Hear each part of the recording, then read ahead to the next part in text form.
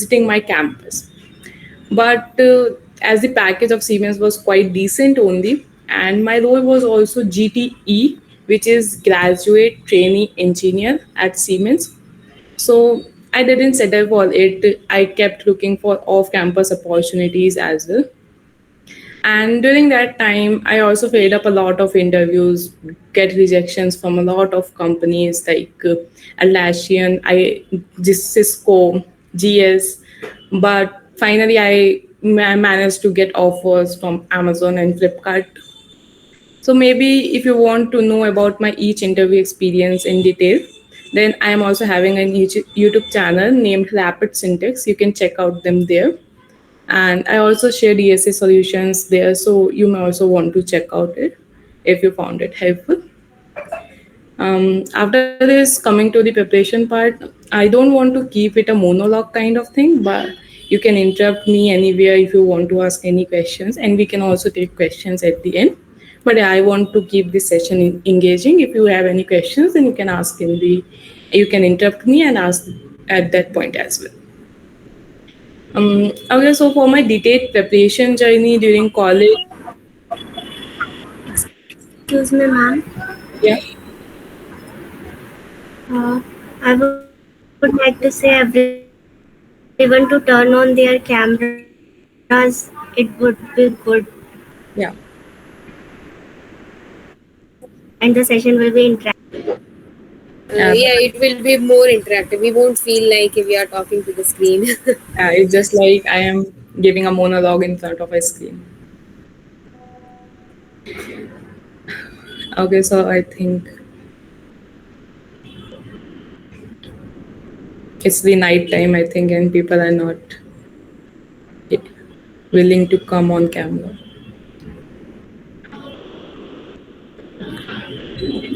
Okay, we have some people now. Okay.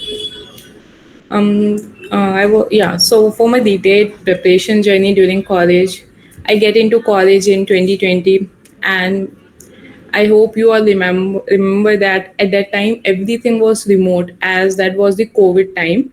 So I spent my complete first year at home with zero college exposure, taking online classes with no awareness, with the resources for coding. I was knowing that yes, DSA is surely going to be needed, but was completely unaware how to prepare DSA for interviews. So I can't say that I spent dedicated 6 months or 1 year or 1.5 year on coding and cracked some company. I can't say that because I was also a little inconsistent during my college. I was not a nerd person who kept studying all the day. I was not like that. So I was too much inconsistent during my college days, due to which I have to revise things again and again, which things I've already studied, because coding needs consistency. And if you are breaking your consistency in coding, then you will have to spend more time on it. So with the start of second year, I went into college, but honestly speaking, there was no coding culture in my college. So I didn't get any help from my college in learning coding. So for me, 4 years were like keep doing DSA, trying to spend time on learning development like 1 or 2 hours daily. Now coming to the point, how to learn DSA. For learning DSA, you should be knowing some programming language. It should be either C++, Java, or Python. I would say that don't spend too much time on selecting a programming language, because according to me, all these three are useful. Either you can learn C++, Python, or Java. All of them are useful. Personally, I started with C++ because C++ was also in my course in 11th and 12th class. So I was already aware with its syntax part. So that's why I started with C++. And why Python? Because Python is very easy to get started because of its easy syntax. Mm, yeah. Ma'am,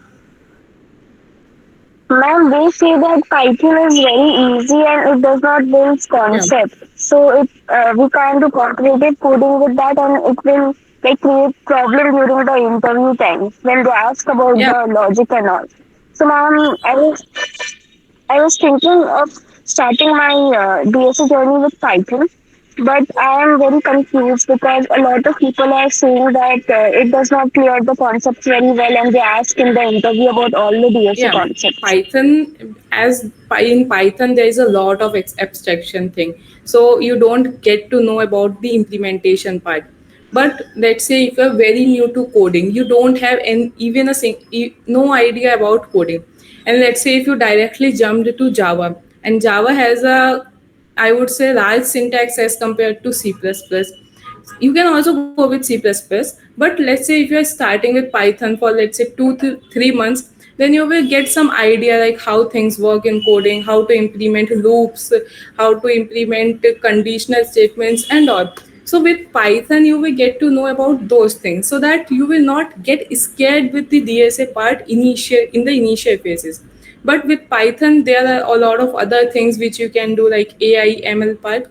So I would not say that Python is the best language for DSA, but it will not scare you in the starting part. Maybe C++ or Java might scare you if you are just getting started with the programming language. So that's why you can get started with Python in the initial part. But for DSA, you should go with C++ or Java, because in those languages you will get to know the implementation part in a better way.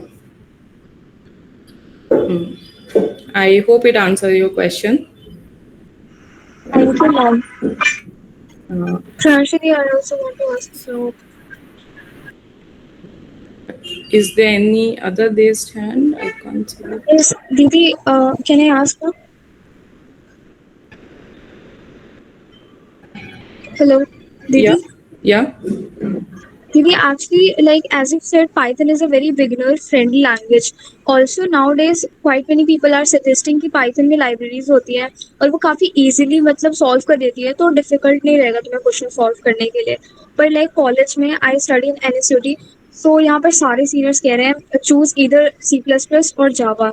But many people are also saying that कि Python आजकल जैसे AIML आ गया है और Python काफी trendy है आजकल के लिए.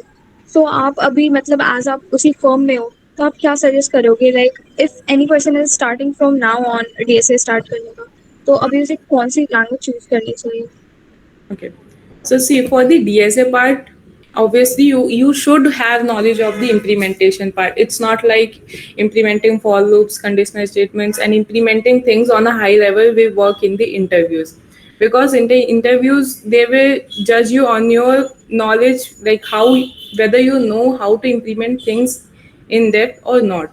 So Python will not provide you that thing, because there are a lot of libraries in Python which you can simply use and do DSA. But for DSA, it's not good. For DSA, you will have to go with C++ and Java. Python is good to learn in the initial phase, and it will help you in the later phases as well, when you will go to learn some other technologies, like as you have already mentioned, AI and ML. So it will, like, let's say if you are starting with Python right now, so you will get to know its syntax, like how Python works and all. So it means now you get to know about one programming language. Now you can shift to C++ or Java, in which you will do DSA, because I know the syntax of Python and C++ differs a lot, but still you will have at least basic idea like how the things work when you are learning a language. So let's say then after learning the syntax of Python, you get shifted to C++ or Java. Then you can do DSA in that. And now after doing DSA, you already having a knowledge of Python. So you can go to learn some technology so that it will help you. So for Thank you very much. DSA in depth, you should go with C++ or Java, but Python is good to get started only. Okay, thank you, Didi. Yeah. So hi ma'am. So actually I'm in my third semester in college. So we still haven't started DSA yet. So we know that DSA plays a major role in getting into the big five or many companies. So now only we are learning C++ and Java only. So if you suggest what, like any advice for the people who are starting DSA from scratch, C++ or Java, what you would suggest? Because I have zero idea about what to start. So I think hereafter I'm like full focus on DSA. I'll give my full time also. So just any advice regarding that? Okay, so is your question like either you should get started with C++ or Java when you are going to start your DSA journey? Yes, yes. So, starting with C++ or Java, no issue in that. You can go with any one of them. C++ has a short syntax. I would say Java has a comparatively larger long syntax. So you can get started with any one of them because the syntax part remains the same. How whether you are implementing loops in C++ or Java, there is no difference in that part. But yeah, when it comes to trees, linked list part, then Java has a comparatively large syntax, but both the languages are equally useful. You can get started with any one of them, C++ or Java. Because but in the industries, in most of the teams and in most of the industries, Java is used because of its robust syntax and everything. But let's say if you are doing your DSA, let's say if you have learned C++ for the 4 years, I myself also learned C++ only for my complete BTech journey, and then shifted to Java when I went to internship at Amazon. So at that point, I didn't face any issues because I was already knowing how to implement things, how what the syntax in C++. So you can easily shift to Java if you have proper knowledge of C++. So in C++ and Java, you can get started with any one of them, whichever you likes the most.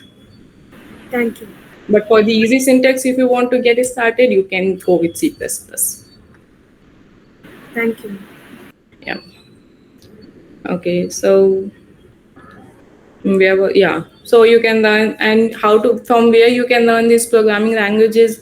You can learn them from GFG, or there are also plenty of YouTube channels where you can learn these programming languages.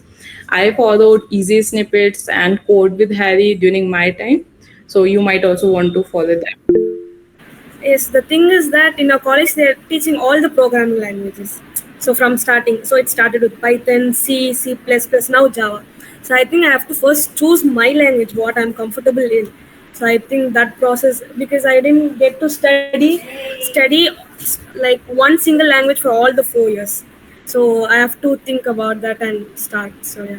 Yeah, because in your academics, they taught you C, C. There was even subject of C, Python. So in academics, you will get to know the overview of all the languages, but you will have to choose one language for you in which you want to do DSA.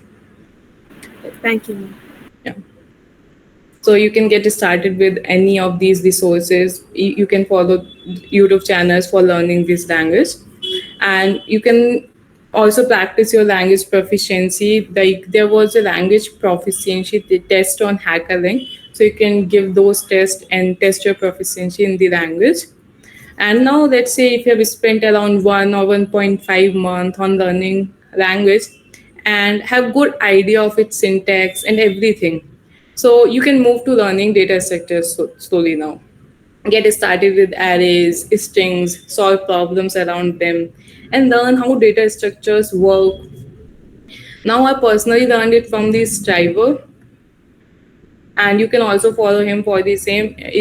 His explanation is really amazing. You can follow Stiver's A to Z sheet from starting. Like if you are in the very starting phase and just getting started with DSA, then his A to Z sheet is really amazing. But let's say if you have less time, then you can go with Stiver's SD sheet. So for the interview preparation, let's say if you have learned data structures from somewhere else, now you just want to practice topic wise questions for the interview is specific. So you can follow this diverse SD sheet. The key thing is that don't break your consistency while learning DSA. Do solve at least one problem daily. Try to solve lead code daily problems if you have idea over all the data structures. Now in many interviews you might also be asked CS fundamentals like OOPS, operating systems, DBMS, and sometimes computer networks, but not much. So you should be very prepared for them as well. I personally learned these CS fundamentals from Love Bubble and some things from Apna College as well. So you can also follow them. Now let's say if you have learned DSA and fundamentals, now the thing is to how to make your resume stand out from the crowd. Because let's say if it is an on-campus one, then still you will have to make your resume stand out in less clouds. Good But evening, ma'am. Ma'am, I have a doubt. Ma'am, actually, like I choose already that I have to proceed with the Java, but I have a doubt. Like I start with the arrays. Then what is my mindset? Like when I see the tutorials and why when I have to practice it. Like in the initial phase, which platform I would have to choose, like Geek for Geeks or HackerRank. How I can prepare it? Can you please explain? so are you asking like if you have studied the array, then whether you should solve question, or if you are not able to solve question, then when you want to watch the tutorial of that question? Yes, ma'am. Like how to prepare a particular topic that I can satisfy that now this topic is clear to me. Okay, so let's say if you have the basic knowledge of arrays, if you have idea of like how to implement arrays and how arrays work. Now let's do the easy tag question on lead code or HackerRank, whatever you are comfortable with. First, let's go to easy tag question and see whether you are able to think about the solution for that question or not. For easy tag question, I would say spend only 5 to 10 minutes at max. And if you are not able to come up with any solution, even not any hint about that solution, then go to the discussion section. I would not say like directly go to the tutorial. First go to the discussion section and try to see like what intuition they are mentioning, what solution they are mentioning, and read about it. And then again go come back to think about that approach for 5 minutes, and still and try to code that approach whatever you have studied. Now even if you are not able to code it, now then again get back to the discussion section. Now if you, let's say if you didn't understand the discussion or the solution which they have mentioned, then go to the tutorial to understand the intuition about that question.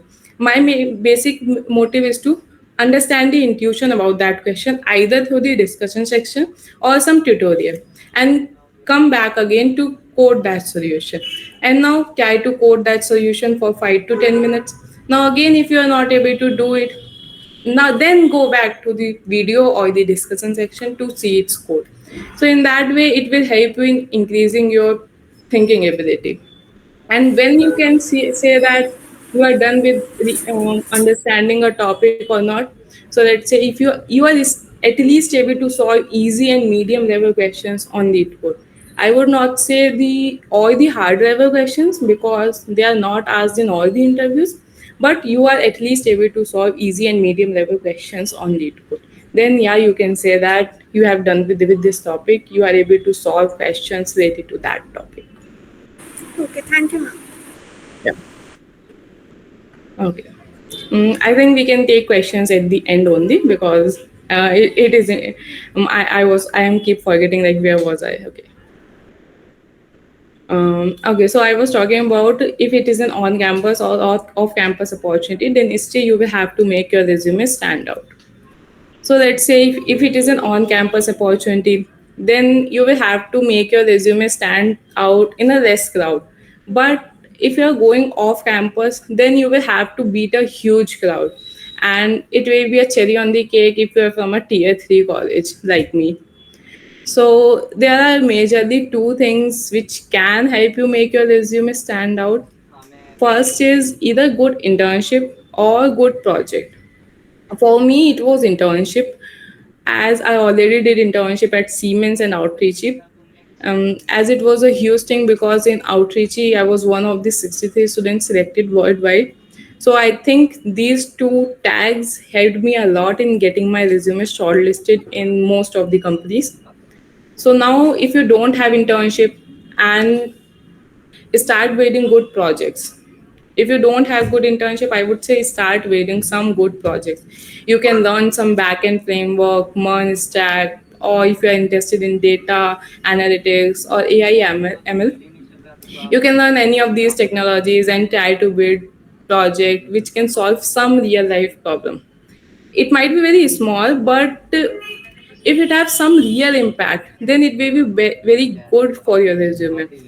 And I'm sure there are plenty of resources for learning everything today. So the resources for learning these technologies should also exist.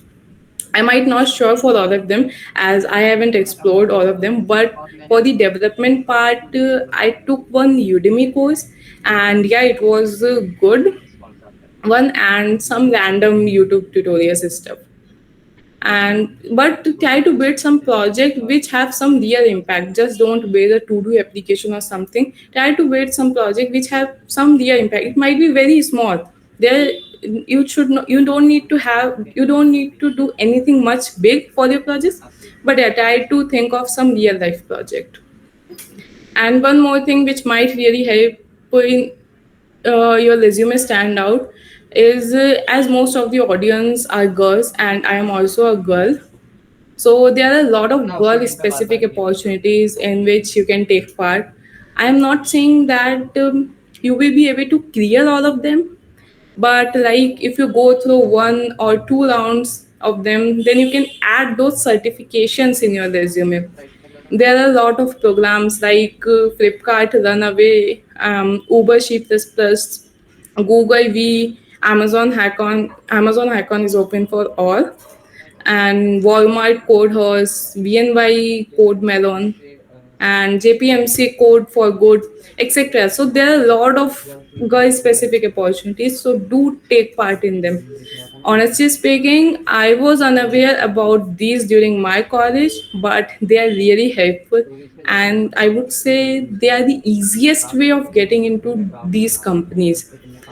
Because generally you take part in these opportunities during your second and third year, so companies don't expect that much from you when you are in second year, so that's why they are the easiest opportunities for getting into these companies. And Amazon also have FFE scholar, I guess, for future in something like future engineer, and something for first or second year students. I'm not sure, you can check it, the eligibility, in which you also get a scholarship, internship, and PP opportunities. And what else do you need as a engineering student? So there are a lot of opportunities which are really helpful for girls. So do keep an eye on them. And like how to keep an eye on them, you can join Telegram groups like Ashware. I have also joined it during my college. He regularly posts about these opportunities, and be active on LinkedIn, because on LinkedIn also you can get a lot of opportunities. And there are two benefits of be active on LinkedIn is that one, you can get to know the opportunities which others are posting, and another thing, you can do a public learning. Like let's say whatever you are learning, try to make post on them on LinkedIn, so that whenever some recruiter might reach out to you, they might be going through your LinkedIn profile, and they might see that yeah, you are doing something, you are learning something, and you want to share that thing with others as well. So like learning in public creates might be helpful for you at various steps when recruiters are going through your profile. Or like let's say if recruiter is not going through your profile, but you are learning in public, you are making your public presence, then your profile might automatically reach get to the recruiter, and they might reach out to you for the opportunities at their companies. So that's why learning in public is also very important. You can create a, I would say that please create a professional and effective profile on LinkedIn. I have created it during my second or third year maybe, but yeah, it should be there. Atlassian recruiter reached out to me through my LinkedIn profile only. So having an online presence matters a lot. Keep share your learning in public. Either it can be small or big, but some recruiter might notice that you are doing something. You are learning a lot of new things and might reach out to you. So learning in public is very important. Um, and for regarding the Amazon interviews, I would say like for the internship they had only one interview, and for the full time role they took three interview rounds, in which for the first and second round they mostly asked DSA questions, and in the third round it can be a mix of anything. It depends completely on them. They can ask questions related to your resume, projects, CS fundamentals, managerial questions. So it completely depends in the third round. But yeah, for the first and second round, they are completely TSA. So yeah, with all of these things, I was able to crack Siemens offer in June 2023 and Amazon 6 month internship in August 2023. So yeah, you can say that it was around 3 years journey for me.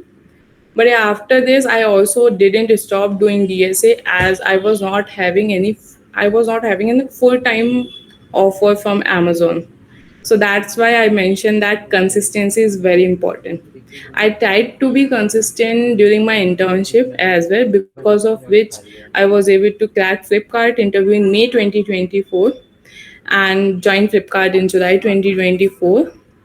So let's say if I have dropped doing DSA during my Amazon internship, so I was not able to crack Flipkart then, because I might have forget all the concepts of the DSA. So that's why maintaining consistency and DSA is very important. Um, so yeah, So that's like my yeah, like TSA is important. Like obviously without TSA, this. But I was asking like how important are like communication skills, and because during the interview, the thing which we lack is like the communication skills yeah. or the lack of understanding or maybe responding at that moment, because at that moment we get nervous because we are like sitting in the front of Yeah. experts, and in that case what do you say about this? Yeah, so in interviews, there are a lot of other things apart from DSA and your skills matters. First is the communication thing. Let's say if an interviewer is giving you a DSA question, and you just started solving it on your pen and paper or just in your mind, then it will not going to help you in your interviews. You will have to communicate your thoughts. You will have to communicate your thought process about that question in the interviews, because let's say if he has given you some question, and let's say if you have interpreted that question long and just trying to think of some approach around that question only, and after half hour, let's say you are giving your approach to the interviewer, and he will say that no, this was not the question was something else. So your half hour has gone. This That half hour is not going to come back. So that's why first clear your questions, clear your doubts in the interview, in the very start of the interview. Share your understanding about the question with the interviewer, that yes, these are the things which I have got from your question, and this is the output which you want. Am I right or wrong? So in this way, you will not go on the right path. You will not go on the long path, not long thought process in the interview. So that's why communicating your thoughts at every point in the interviews is very important. And yeah, obviously you will have to build your communication skills. It is not like that you have not done any communication in your 3 or 4 years and just directly going to your first interview, and you are thinking that yeah, you will be able to communicate properly. No, it is not going to happen unless and until you are already a very good communicator. So for this, you can do some things, like either you can start communicating with your friends in English. For one, I am not saying that for full day. Obviously, no one is going to do that. For 1 hour, let's say, or you can communicate with your seniors, because or you can ask your seniors to take your mock interviews. So in that way also you will be able to improve your communication skills. And there are some other websites also in which you can practice mock interviews. One was Plamp. I have heard of it. I haven't used it, but yeah, there are some interview preparation websites as well where you can perform mock interviews. So mock interviews are really helpful in understanding the interview process and in improving your communication skills as well. So either you can do mock interviews with your seniors, or you can go to these type of websites which are available for mock interviews. Yeah. Like one more question, like is it necessary to have a like a CS background, or can someone from non CS background can also go for the interview, Yeah, like because for I am from non-CS background. I am doing electronic and telecommunication engineering. That is a hardware. So we don't even know. Like, they are not helping us in this software domains. We are doing such skills from YouTube or any other online platforms. So will it affect while being shortlisted or something? yeah, like let's say for on-campus placement, let's say if a company is coming specifically for computer science and IT branch, then even if you are having skills, doesn't matter. They will not allow you to sit in for that company placement drive. So let's eliminate that case. And let's say if you are going for off-campus placements, there are companies which have eligibility with computer science background. They might not shortlist you, but yeah, those companies which have eligibility as eligible for all branches are going to shortlist you. And in the interviews, your branch is not going to matter. Your branch is going to matter only till the point you need to reach to the interview, because that's the point where your branch might be a barrier. But after reaching to the interview, your DSA, your skills matters, your branch will not matter. So it completely depends on the job description, their eligibility criteria, whether they want to accept candidates from non-CS branches as well or not.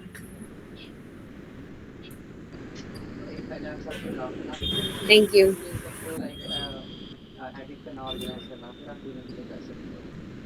Yeah, I think we can go with the questions if anyone have.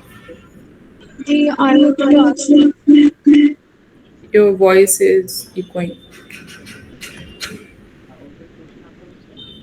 the when you said कि LinkedIn पे active रहो, what do you mean by that actually? क्योंकि मतलब जैसे कई seniors हैं जिन्होंने अच्छा गेन कर रखा है प्लेसमेंट ऑलरेडी, उनके स्किल सेक्शन पे जाके देखो या फिर उनकी पोस्ट देखो, मतलब उसमें करना क्या रहता है? लाइक इन लिंक्डइन एक्टिव रहने का मतलब जैसे मैंने जितने भी सर्टिफिकेट्स गेन करे हैं, जितनी भी स्किल्स लर्न करी है, वो सब मैं डाल देती हूँ उस पे। और मतलब उस पे like what do we actually have to do exactly? आप बता सकते हो उसमें करना क्या-क्या होता है? Yeah, by active means I mean mainly two things, two or three things. So first, as you have said, like skills identity and all. So yeah, you will have to maintain a professional LinkedIn profile where it's visible that what past internships you have done, what skills do you have, what experience do you have. So one thing is that. Second thing, by means active on LinkedIn, because there are a lot of other people who post opportunities on LinkedIn. I also post some opportunities, not all of them, but yeah, let's say some people is posting some opportunity, another people is posting some another opportunity. So LinkedIn can be one platform where you can get about all the opportunities. So let's say if in the morning you are waking up, let's say after waking up you are scrolling LinkedIn for half hour, and whatever opportunities you are seeing, let's say you just save those posts or share those links on your WhatsApp with someone or with yourself, and then in the afternoon time you can apply those opportunities. So this is the what I mean by being active, is that scroll LinkedIn about 2 to 3 times in a day, so that whatever person is posting the opportunity, you can just go through that opportunity, and if you are eligible for that opportunity, so you can apply for it. Second thing is that. Third thing is that keep share your learnings on LinkedIn, so that you will have a reach to a wider audience. And some, let's say you are learning something, let's say you are learning AI ML or any other new technology, and not maybe not Fang, but let's say some other good company is hiring for a person with those skills, and your profile might reach to that recruiter, so they can reach out to you directly via your LinkedIn. But on the other hand, if you are just learning in your room and not sharing your learnings in public, then how that recruiter will get to know that you also have those skills. So this is what I mean, that being active on LinkedIn is build a professional profile, try to get opportunities which others are sharing, try to share your learnings on LinkedIn. Thank you. Like one more question, like आप जब अपने intern के लिए apply कर रहे थे, क्या आपने बस इंटर्नशाला लिंक्डइन ऐसे करके ऐप्स यूज़ करे थे, या फिर आप किसी कंपनी के जैसे जैसे कि फैंक्स हो गए, उन कंपनीज के करियर पोर्टल पे जाकर भी अप्लाई करा था? और लाइक अगर करा था, तो फिर उसमें जितने भी जॉब पोर्टल्स होते हैं, जितनी भी बड़ी कंपनीज के, उन सब में स्किल्स बहुत डिफरेंट रहती है। तो आप हर कंपनी के एप्लीकेशन के लिए अपना रिज्यूमे टेलर करते हो, like for every single company? I want to Okay, clarify. so are you asking this thing is specific to Amazon or what? Like internship for Amazon or for every company? Now I'm asking about the Amazon company and similar companies like Fang, Google, Microsoft, etc. Okay, so take the second year, I didn't apply much for any of the companies, I would say, for any internship because I still felt that I was not prepared with DSA and technologies. But yeah, you should not do that thing. You should keep applying for the opportunities. And for specific to Amazon, I did apply for Amazon in my second year. Amazon Wow, there is one program, but I didn't get shortlisted. But in my second year, Amazon Wow didn't happen. It was not conducted, and I received mail from Amazon like this is an SD intern opportunity for 6 months. You can apply for it. So I think that they might took my data from my second year of application, and that's why they sent me a mail with the opportunity in my third year because Amazon Wow was not conducted in the third when I was in third year. So that's how I got the Amazon SD internship opportunity. And for other internship opportunities, for big tech companies, as I've already mentioned, that there are a lot of girl specific opportunities at most of the big tech companies. So do keep an eye on them. There is almost fixed timelines for all the opportunity that whenever a company is going to post that opportunity. So do keep an eye on that for big tech companies.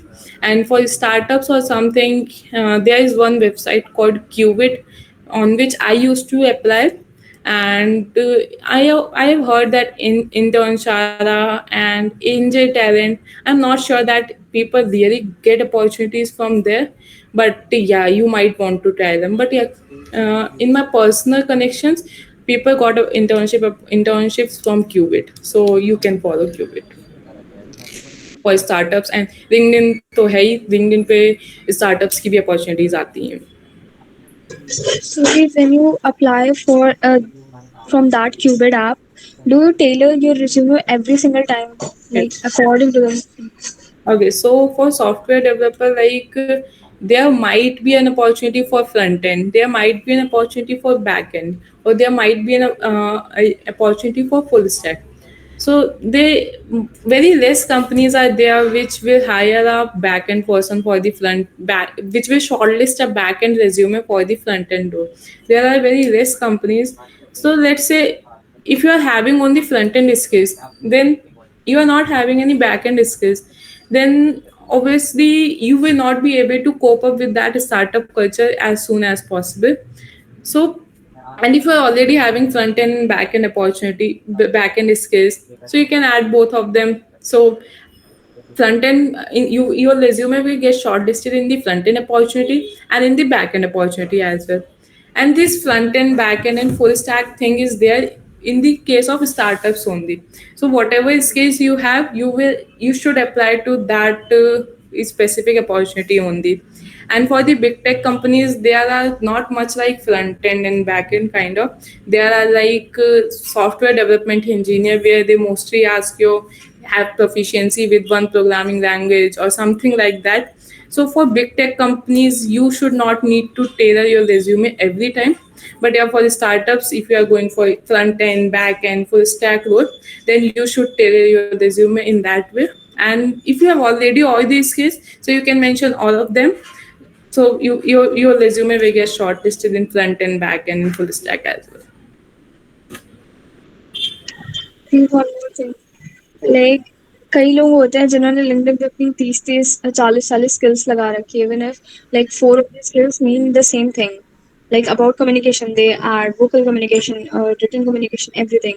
But like few people's like whom I follow on LinkedIn, like who are placed in Google and Microsoft and Amazon, they have like 7 to 8 या फिर 10 approx skills, but they still like are placed very well. But some people actually write 30 or 40 skills. So what's the right thing? Like do we have to like mention all the skills बढ़ा चढ़ा के, या फिर हमें उसको कैसे present करना चाहिए स्किल सेक्शन को? Are you specifically talking about the communication skills or what? No दीदी, ऑल द स्किल्स, लाइक कई लोग 30-40 स्किल्स लिख देते हैं लेकिन उनका भी कुछ नहीं हुआ था. But their profile for me that looked good. But I'm confused because many of the software engineer actually who've like placed very well, they don't write those many skills, but they've played. The number of skills are less, but Yeah. those are like quite, yeah. Yeah, see, there is no point in exaggerating your skills because let's say if you have mentioned React in your LinkedIn, and on that basis, on that basis, let's say someone will shortlist your resume. But in the interview, they will ask you questions around React JS. So obviously, at that point, you will get rejected. So it's not about that exaggerating your skills. Just mention what skills do you have, because in the interviews interviewer is going to grind you on those basis.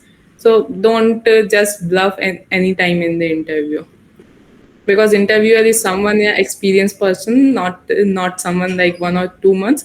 So they know you are either you are bluffing or you are not bluffing. Hello, Dee. Yeah. Right. So I want to ask, like, how to be consistent when you are doing DSA, because I do arrays, then string, then I go to stack, and again my consistency broke, and then I'm again at the initial point arrays again. And So like, which DSA sheet you followed when you are preparing for your interview? yeah, I followed Stivo's SD sheet, and for the consistency part, you will have to be consistent for doing DSA. It's not like there is no way in which you can get consistent. It's your only inner motivation that yeah, you want a good placement or something like that.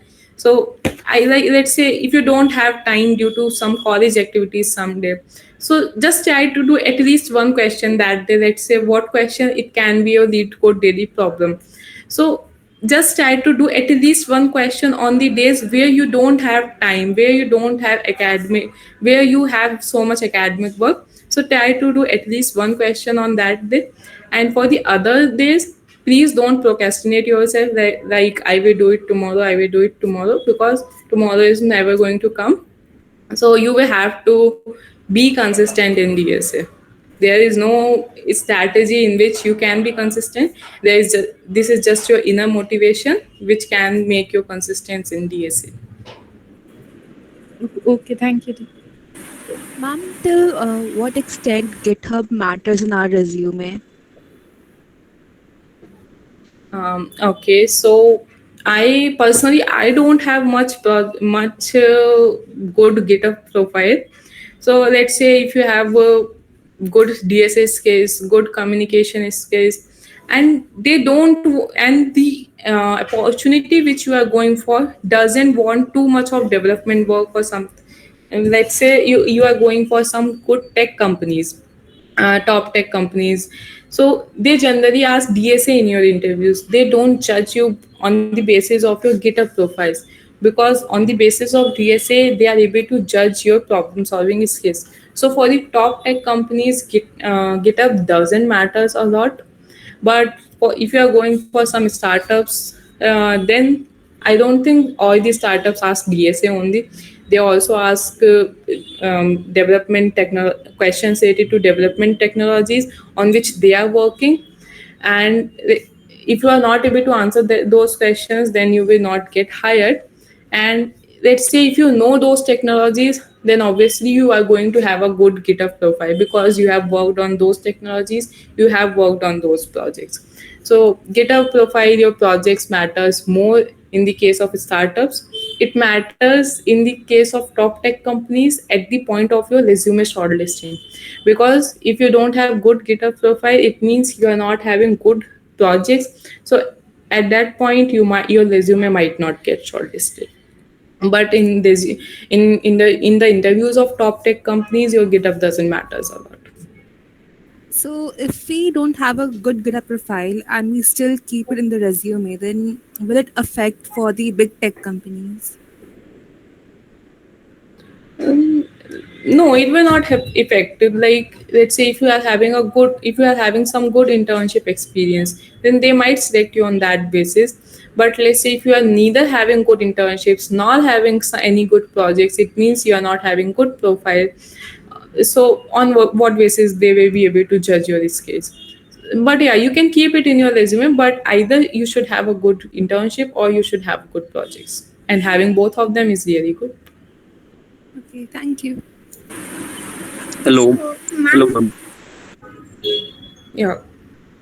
I'm like I have my bar raise around with Amazon in 2 3 days, so I just wanted to know that how can I prepare it for it in a best possible way. Okay, so you are applying for the full time role, right? Yeah, yeah, it is SD1 full time role. Okay, so in the bar raiser one, it completely depends on the interviewer. They can ask anything. They can ask questions related to your resume, your projects, your past internships, your CS fundamentals, your managerial questions. It completely depends on the interviewer in the bar raiser round that what they are going to ask. They can even ask easy or medium level DSA question as well in that round. At one question, up to one question only, but yeah, they can ask. So having an overview, having everything in mind, do go through your resume before going for the bar desert round. Do go through your projects which you have worked in the past. You should have a good understanding of those projects. So yeah, these are the things which you should be knowing before your bar desert round. So like the my 2 rounds were like pretty well. So if like there is anything like it's if third round went average, so they take the average of all 3 rounds, or like the every round is like if you have to like give the best answers in every round. Every round is equally important. You will have to give best in your every round. It is not the case that your two if your 2 rounds have went very well, but still there are chances to get rejected in the third round, because as said, it's a bar there's a round. It's not a proper HR round. There are HR rounds in which there are chances of very less rejection, but Amazon has a bar there's a round which has equal important as compared to first and second rounds. Thank you. Yeah. Ma'am, there are many hackathons and open source programs and all. So, what are the importance of these in the career journey? And if I am going to the hackathon with my team, then what is my mindset uh, to attend that hackathon? And one more thing, that how can I contribute in the at the GitHub profile? Like there are the contributions in the GitHub. So, how can I contribute? So open source program matters a lot. As I've mentioned that you should have something good in your resume. As I was having Outreachy, which was also an open source program in my resume, and I think it helped me a lot. So having something good like it should show that you have done some contribution. You should have built some project. You should have done some. You also get good money. So obviously, open source program will improve your resume a lot. And when going for a hackathon, your mindset, obviously everyone's mindset is about money and winning the hackathon. That's the one thing. But another thing you should be careful about, like with what you are learning during hackathon, how to solve a problem statement, what can be the edge cases about that solution. So you should care about all those things during the hackathon. Okay, thank you, ma'am. And one more question, ma'am. What is your best part in your resume, like to which make you stand out? Yeah, as I mentioned, I think my best part was having those two internships at good companies, Siemens and Outreachy, Okay, because thank you. I didn't had much good projects, so I thought that was the point where I was able to make my resume stand out. Thank you. So Manvi, do you have any questions? I can see your name in the raised hands.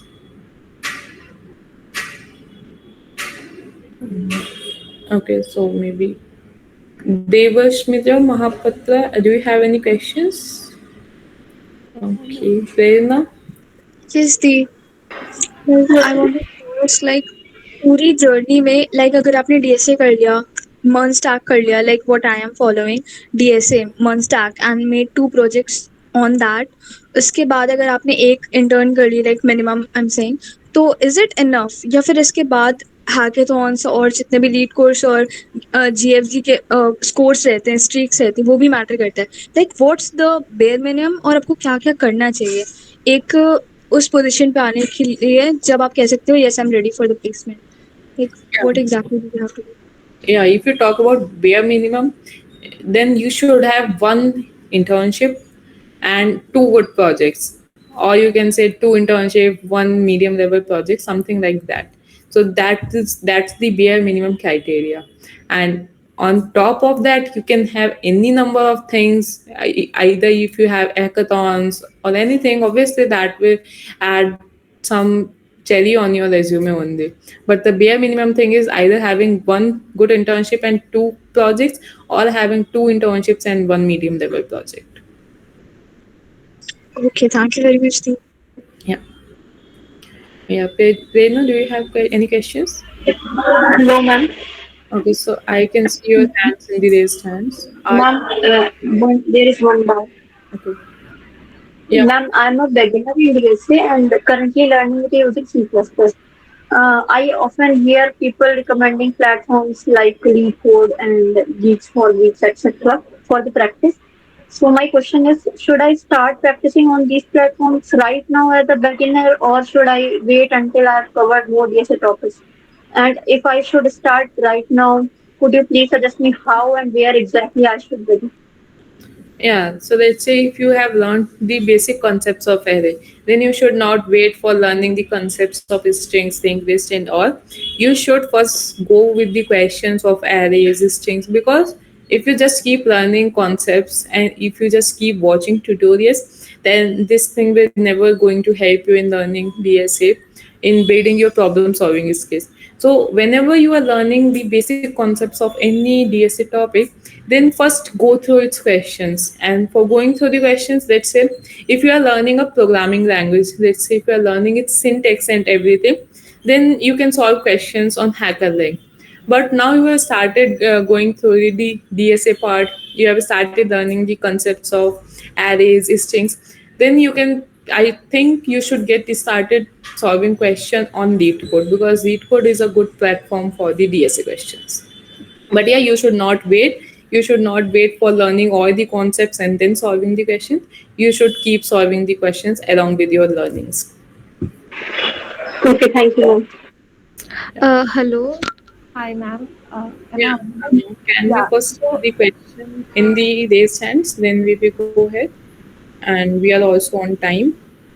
So I think, yeah, Aichi, do you have any questions? Yes दीदी Yeah, go ahead. दीदी आपने कोई open source project पे work किया है अभी तक? Yeah, I contributed to an LLVM, which was a compiler during my internship. Like I contributed to mainly two projects. I didn't remember. The another one was Unstructured Studio. So like for getting selected in the outreachy program only, I did went to the open source, like what is this and how can I contribute to it. So yes, I have contributed to an open source project, but you should not be, your motive should not be these only open source programs for contributing to open source projects, because if you're contributing to open source projects even without getting selected in these programs, then they adds a lot of value in your resume. दीदी जैसे I have been selected in one of the program, तो फिर जैसे हमने कोई issue raise किया उसके बाद हमें प्रोसीजर क्या होता है, मतलब how can we contribute to that? Sorry, I didn't get what to. दीदी जैसे हमने कोई इशू रेज किया, मतलब एक प्रोजेक्ट में हमने इशू रेज कर दिया एंड हमें वो इशू प्रोवाइड कर दिया उन्होंने, फिर Okay. उसके बाद क्या प्रोसीजर होते हैं, कैसे हम पुल रिक्वेस्ट करते हैं and how do we clone the repository, उसका प्रोसेस क्या होता है? So generally for most of the open source repos, they have some guidelines. Like first you have to provide your solution. What should be your solution for solving that issue, and then they will assign you that issue. then you can simply clone that project. And if you want to know how you can clone that project, then you can watch some YouTube videos, and then you can get started working. Like, you must have proposed your solution on their GitHub issue, so you can start implementing that solution on your ID. And then you can create a pull request, and whatever comments you will get on that pull request, you can go through those comments and revise your PR. And then whenever they will get satisfied with your changes, they will simply approve it, and then you can merge it.